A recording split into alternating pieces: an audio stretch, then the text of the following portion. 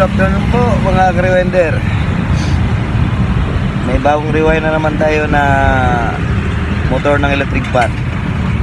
So, bali naipasok ko na po yung running tsaka starting winding nya. So bali tatalian na lang po natin, pabandingan natin. So tapakita ko lang po sa inyo kung paano mag-banding tsaka paano yung paghigpit.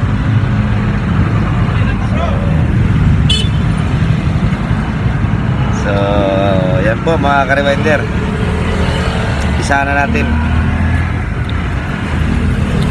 Tali po na ito ay tawag nila Coralon. Yan o, ipasok lang po natin yung dulo dito sa butas, yung sa pagitan ng dalawang winding. So ganito lang po kami magtatali.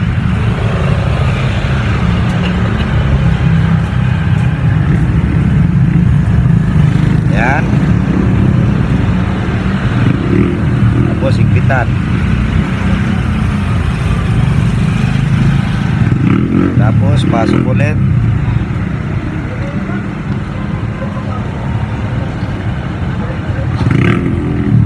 Pangalawa.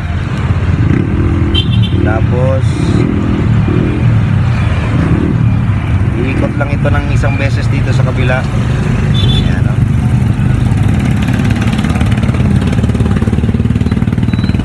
Ayan, nakita nyo, nakalak na siya. So iwanan lang po natin kahit kunting allowance para pwede nating itali sa bandang dulo at balik dito. Ganyan.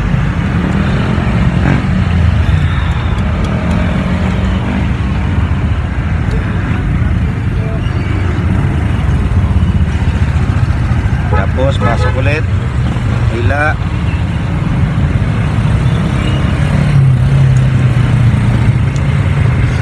Yan po, nakita nyo yung kabila.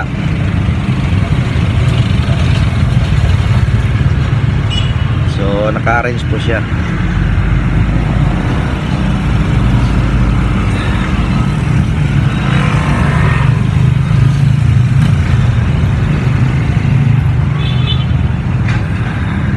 Yan po ang video natin sa paano pagtaling ng bagong rewind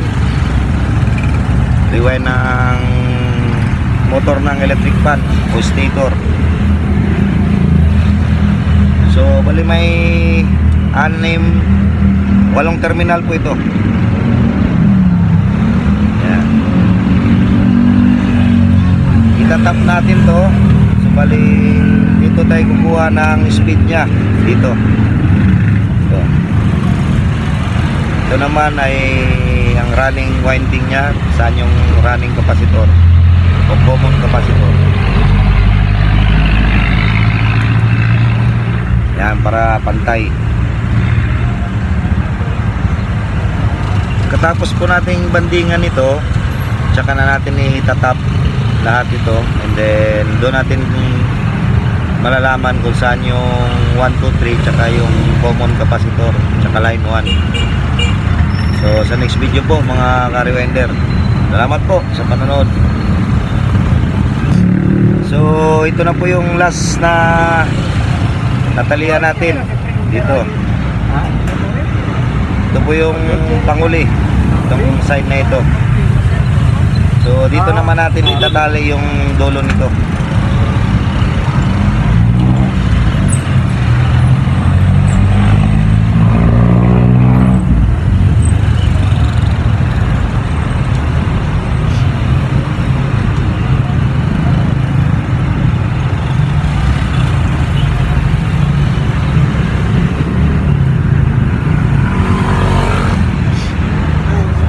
Yan po mga ka-rewinder, oh. Tatali na natin.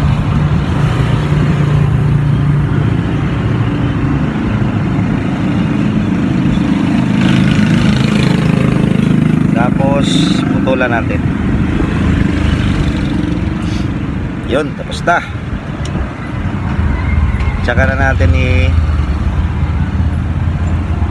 i-align to hihilutin natin yung winding.